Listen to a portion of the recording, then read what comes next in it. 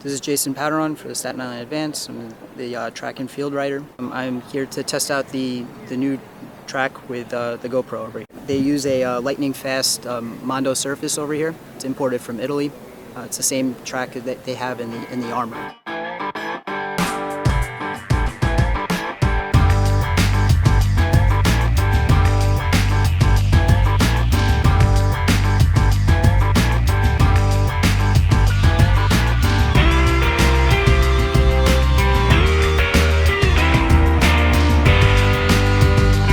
Very fast.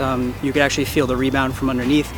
I do like the air. It's very it's not as what do you call it, as tight as the Armory is. It's a little bit better lit. The one thing is the bank. Just coaching high school, I know that a lot of the kids don't really know how to run turns. When I went to college, I know that having a tight turn isn't very good. So this is a very, very wide turn, so it's very fast. This is the top of the line. Don't expect to have this if you go to another track. This is definitely made for speed, for sure.